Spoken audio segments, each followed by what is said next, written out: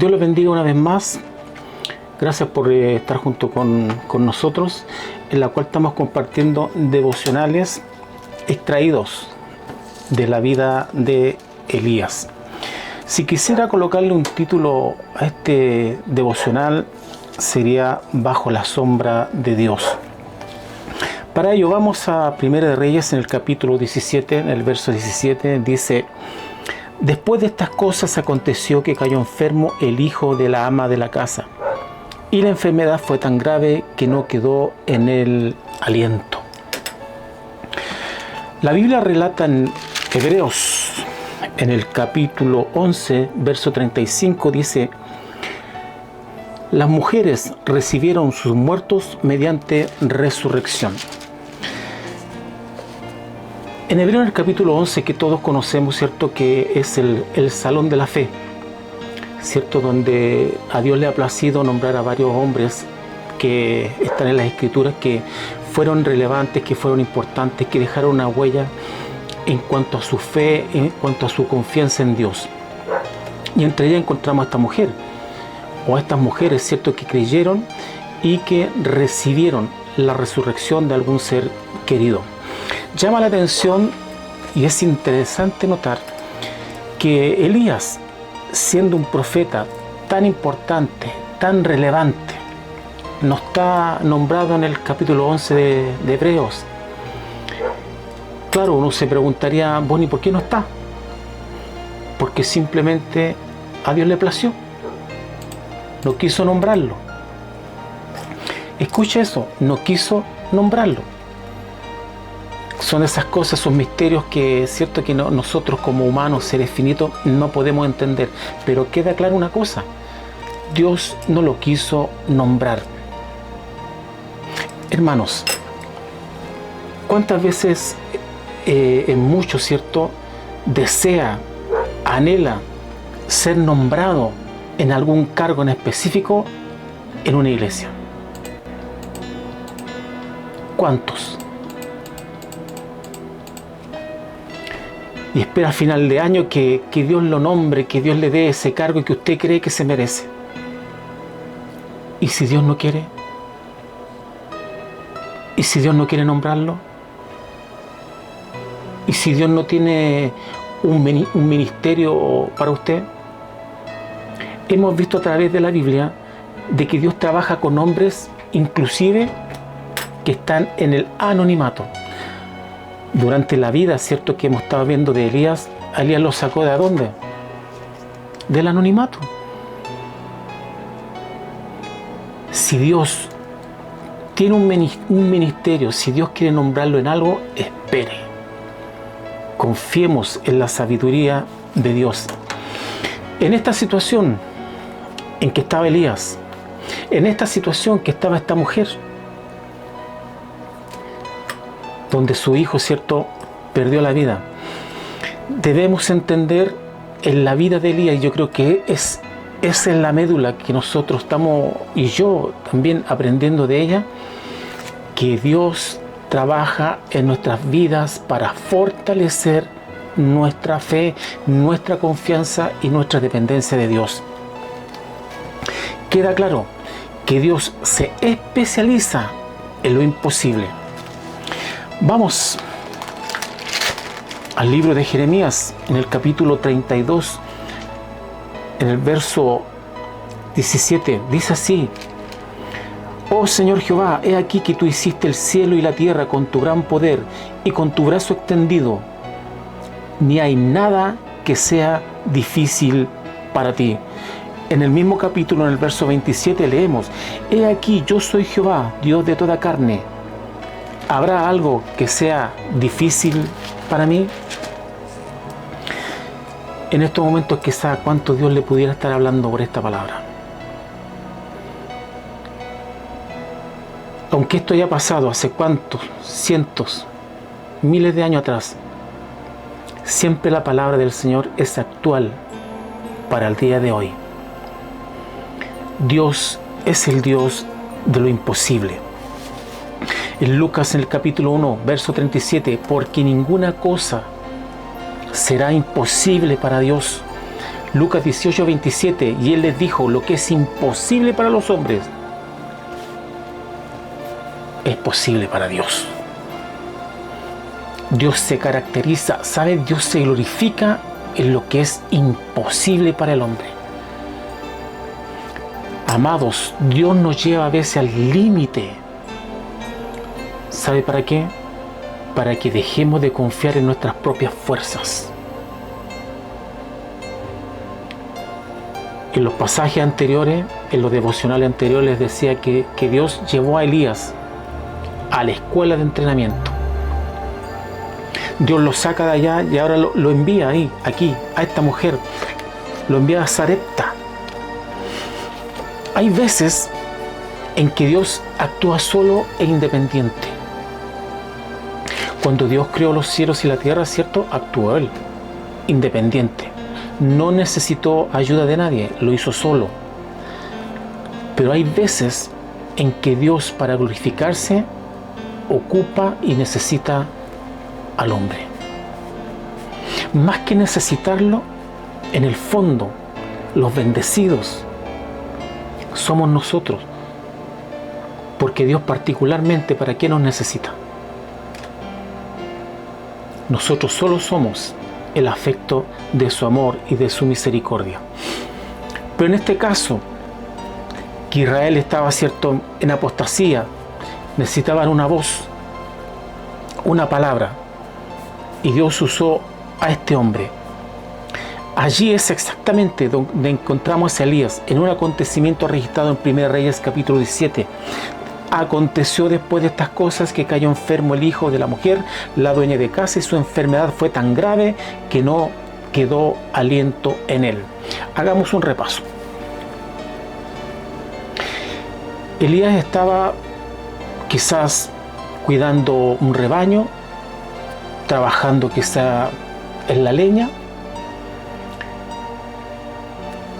y Dios lo llama, ¿cierto?, a enfrentar a un rey. Bien, Elías va a enfrentar a Acab. Anuncia una sequía, poderoso Elías. Pero luego lo persiguen y Dios le dice, ve y escóndete en Kerit. Y escuche esto.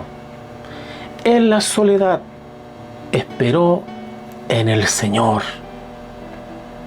Una vez más.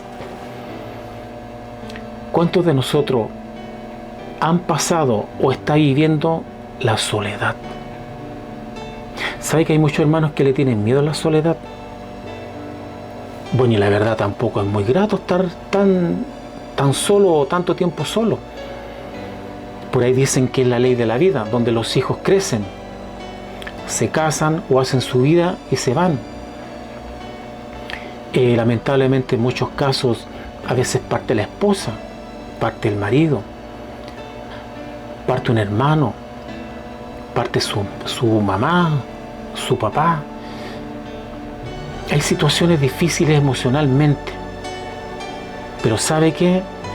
Es en esa sequía, en esa soledad, que Elías esperó en el Señor. Luego le dice a Elías, ve a Sarepta y vas a ser alimentado por una viuda que estaba a punto de morir de hambre. Elías aprendió algo, a confiar en Dios un día a la vez. Me imagino a Elías, que Dios lo saca, ¿cierto?, de donde estaba en Kerit y lo envía a Sarepta. Yo no sé a cuántos de aquí, ¿cierto?, que son misioneros y algunas veces los mandan a predicar a otros lugares. O son misioneros o son pastores invitados, pero nosotros queremos las mejores comodidades. Yo quiero que vaya entendiendo la situación de Elías, las cosas que él vivió. Si a usted lo invitan a predicar a una iglesia o inclusive hasta de otro país, usted va resuelto pensando que por lo menos va a tener una buena comodidad, una buena cama, ¿cierto?, un buen baño, para tomarse una buena ducha, que el alimento no vaya a faltar. Sin embargo, Dios no le ofreció a Elías nada de eso. No le ofreció una buena cama, una hamaca, aire acondicionado, un avión de primera clase, un hotel 5 estrellas. No. Lo mandó donde una viuda donde se estaban muriendo literalmente de hambre. Elías pudo haber dicho, oiga, pasé una prueba, enfrenté al rey Acab, después tuve que huir a una cueva. Ahora Dios me saca de aquí y me manda ahora donde una viuda, que más encima que se está muriendo de hambre. Pero Elías, hermanos, estaba aprendiendo a confiar en Dios. Sabe que muchas veces y con mucha razón se dice que la fe es un músculo. ¿Qué pasa si usted los músculos no los trabaja? Se atrofian. Ya llegando a cierta edad también se va perdiendo la masa muscular. Si usted no practica, los músculos se echan a perder. O digamos, van perdiendo su potencial, se vuelven más débiles. Así Dios trata con nosotros en cuanto a la fe. Que no es fácil, por supuesto que no es fácil. Pero Elías estaba aprendiendo a confiar en Dios un día a la vez. Elías se estaba acostumbrando a hacer frente a lo imposible. Su fe estaba madurando. Las noticias siguen empeorando a través del relato bíblico. El niño muere. Mire, una reacción natural propia de la naturaleza humana es querer culpar a los demás por las cosas malas que nos suceden en la vida. Incluso aquellos que han hecho lo máximo para ayudarnos. Y es una gran verdad. Cuando nos sucede una tragedia o lamentablemente algo inesperado, buscamos culpables. Buscamos culpables. ¿Y sabe por qué? Porque no hemos madurado en el Señor. Saber que en esas situaciones Dios tiene un propósito. Esperar en Dios, confiar en Dios, la soberanía de Dios. Cristo orando en el huerto dijo, no se haga mi voluntad, sino la tuya. Haz tu voluntad. Hermanos, ¿cuántos de los que oran le dicen con todo el corazón y se rinden a Dios y le dicen, haz como tú quieras, no como yo? ¿Alguna vez usted lo ha dicho? ¿Alguna vez usted ha orado así? Hágase como tú quieras, no como yo quiera. ¿Sabe lo que está diciendo? ¿Le ha tomado el peso a esas palabras? Usted le está diciendo a Dios, haz lo que tú quieras, haz lo que sea necesario. Pero si Dios lo hiciera realmente, en algunos no resistiríamos. Entonces ella le dijo a Elías, en el verso 18, y ella dijo a Elías, ¿qué tengo yo contigo, varón de Dios? ¿Has venido a mí para traer a memoria mis iniquidades y para hacer morir a mi hijo? Repasemos una vez más. Dios saca a Elías de sus actividades por allá, por Galaad. Lo hace ir a enfrentarse a un rey. Luego lo llama a esconderse. Luego lo saca de ahí y lo lleva a una viuda que se está muriendo de hambre. Se muere el hijo. Y la mujer le reprocha. ¿Has venido aquí? ¿Qué tengo yo contigo? ¿Has venido a traerme a memoria mis iniquidades? La reacción de la mujer es la típica reacción natural de una persona que no conoce a Dios, que no ha madurado en la fe. ¿Cuántos de nosotros reaccionamos así? Mire cómo actuó Elías. Lo estaban reprochando, lo estaban acusando, lo estaban encarando. Sin embargo, Elías nos dice ninguna palabra contra ella. Allí está ella, con lágrimas. ¿Sabe esto, hermano, que de la culpa, cuántos hermanos crecen con culpa en sus corazones? ¿Sabe usted que en la época cristiana, cuando se buscaban culpables, por ejemplo, el incendio, ¿cierto?, bajo el gobierno de Nerón, el incendio que hubo en Roma, se necesitaban unos culpables?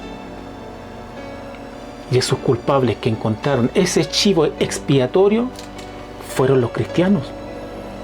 Y esa fue la primera gran persecución, donde cientos, tal vez miles de cristianos murieron en el Coliseo romano. A muchos de ellos los embetunaban, los bañaban en brea y los prendían vivos. Eso está en la historia. Se necesitaban culpables.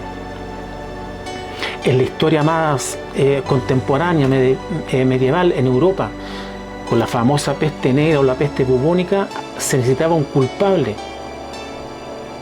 ¿A quiénes culparon? A los judíos. Cuando a usted le sucede alguna desgracia o algo incómodo, ¿a quién culpa? Y sabe que hay algunos que culpan a Dios.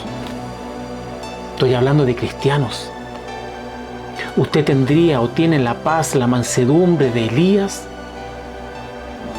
que lo estaban reprochando. ¿Sabe que Elías pudo haberle dicho, usted sabe por todas las cosas que yo he pasado, por todas las situaciones, usted sería capaz de aguantar prácticamente unos par de años en una cueva, solo?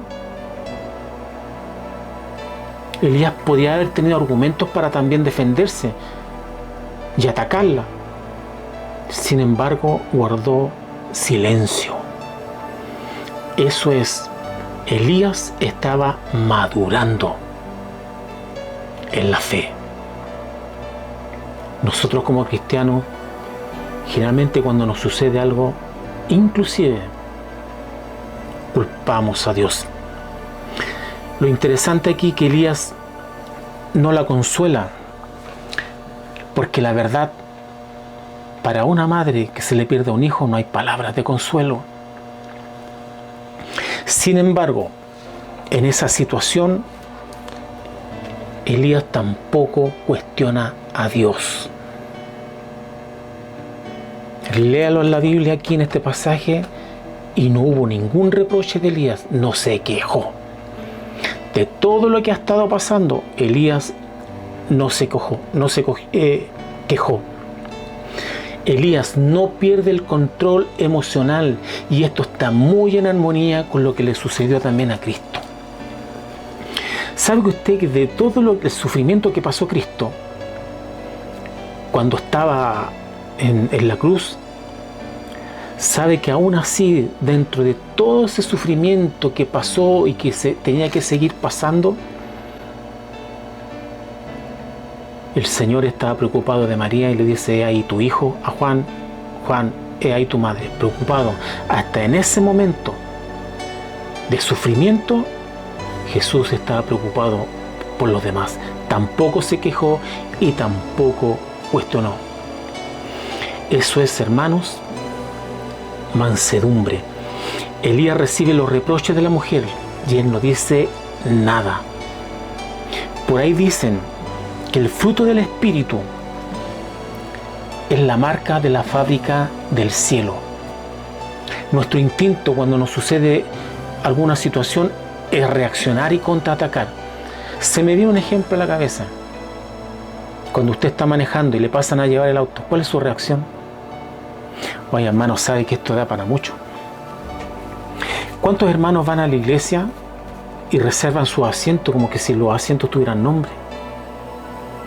Y los deja reservados. Ponen su cartera, su chaleca. Y si alguien osa sacarlos, se enojan. Y muchos inclusive son capaces de irse de la iglesia. O está todo el culto enojado. Esas son, y usted se da cuenta ahí, que son niñerías.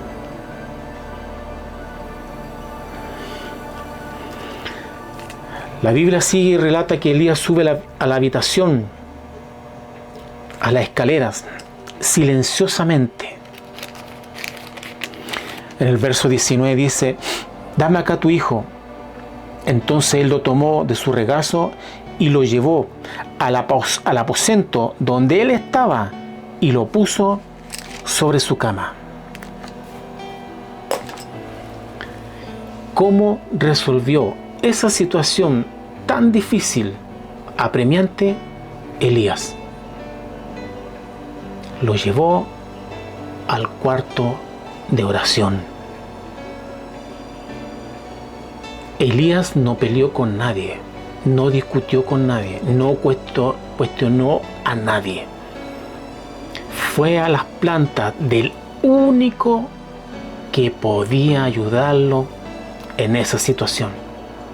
El único que puede hacer milagros, el único que puede darnos una respuesta, el único que puede abrir las puertas, cortar los candados,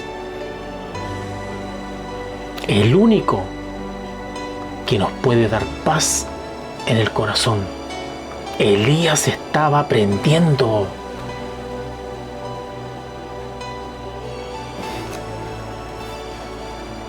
Que Dios tiene la solución, que Dios tiene el control de las cosas. Subió a un cuarto, hermanos. ¿Cuántos de ustedes tienen una habitación para estar a solas con Dios? ¿Cuántos?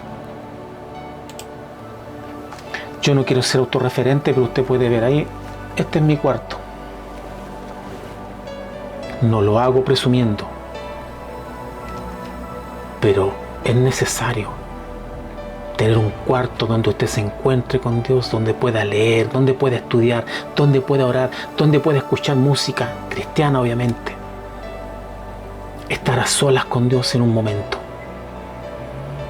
Yo veo a veces hermanos que son muy bendecidos en el trabajo.